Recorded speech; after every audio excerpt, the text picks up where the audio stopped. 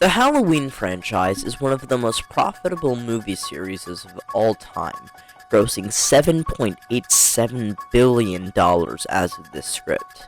As of this video, this movie series has 14 installments, which is pretty long. Today, however, I would like to break down the original film from 1978 and what made the film an instant classic and is revered by film critics as one of the best horror movies of all time, Halloween.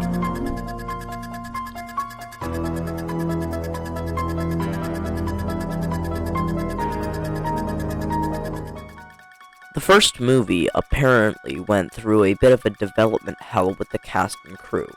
Donald Pleasence accordingly did not like making the movie, and in the car scene was so drunk that Carpenter was afraid he wouldn't be able to say his lines, much less walk around. It shows something that Pleasence did such a good job as an actor to not let show any of the hatred in his performance. Director John Carpenter as well was a bit of a problem. Not that he did anything wrong on set, but it was hard for anybody to want him to make the film. His previous film, Assault on Precinct 13, was a box office failure and wasn't very successful in America. However, Assault on Precinct 13 went to Europe, and everybody loved it. It was to them what Die Hard was to us. Yippee-ki-yay, motherfucker. Thanks to a man named Mustafa Akkad and, strangely, a man named Michael Myers, John Carpenter would get the role of director and his name above the title of Halloween. If you want to see a great documentary on the development of Halloween, I would suggest The Movies That Made Us, which I will also source for the information I just said. Moving on.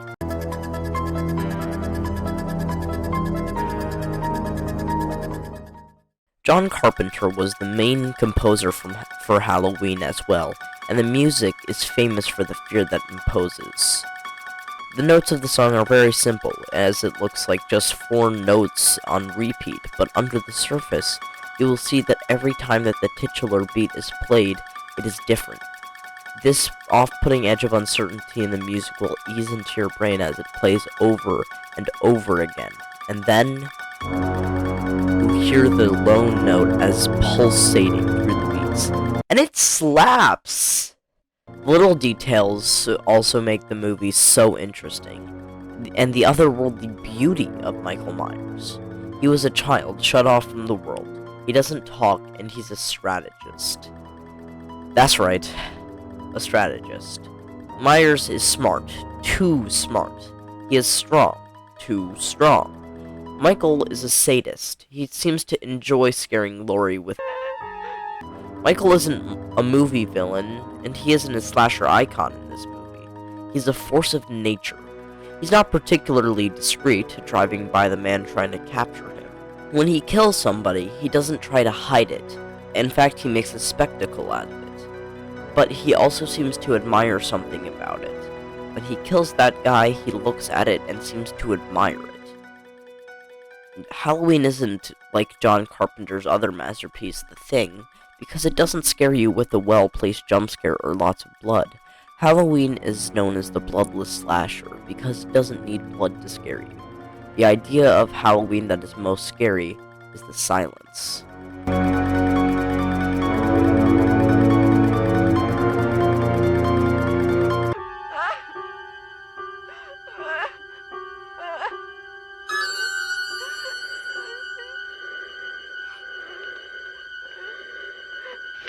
This is the only jump scare, and the part that scared me the most about this movie. He is so silent, someone who slowly creeps around, not making a single noise. But he is calculated. He knows where you are going, and he always has a plan. He is 2 steps ahead of you. If he wants you dead, you're dead. Unless you're Laurie Strode. She's a badass.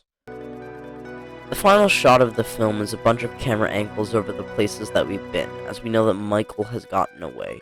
We know the character to be lurking in the shadows of every place that we look. So we as the audience can only watch and hope that he is not right behind us.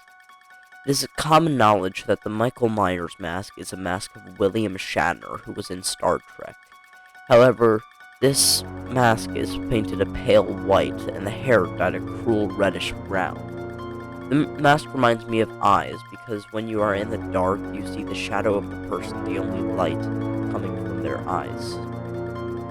I've heard people criticize the mask for standing out against the dark. People would see it coming.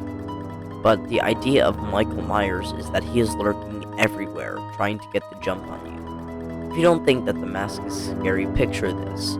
You are home alone in the late 70s. The lights are off and you're watching a scary movie. Excluding the 70s part, this is something a lot of us have done. So you're sitting there watching the movie and you hear the child who is supposed to be asleep scream. You mutter to yourself, "What now?" You go upstairs to help him and he complains to you, "The boogeyman is in my closet." You internally roll your eyes.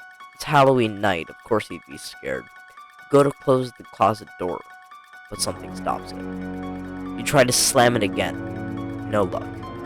You open the door and a tall man with a white mask jumps out at you, stabbing you. The child you babysit runs away, not helping. Why should he? But as you lose your life, you realize how helpless you are. Are you scared yet?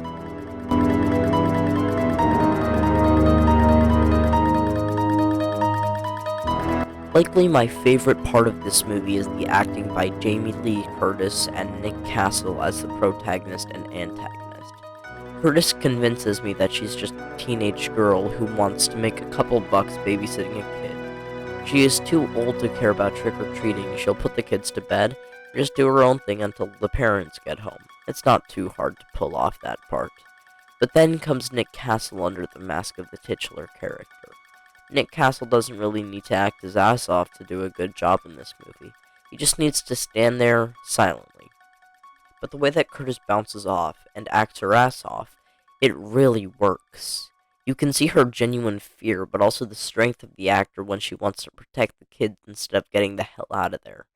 She's really good in this movie.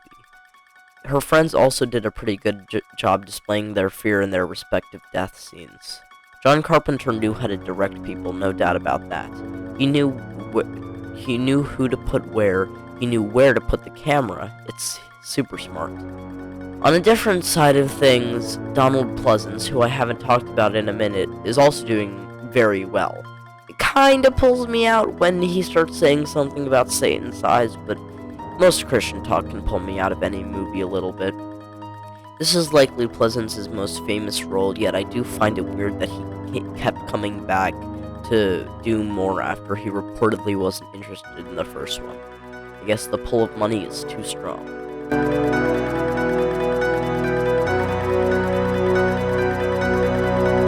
In the end, Halloween will live on in people as the first slasher movie, and is one of the best ones at that. This movie is so good I would consider it on the same level as The Shining, a movie that I talked about in my previous video. I've spoiled the majority of the movie, so you've probably seen it, but I left out the ending and other scenes for the interest of people watching it again, and continue passing on the treasure that is Michael Myers.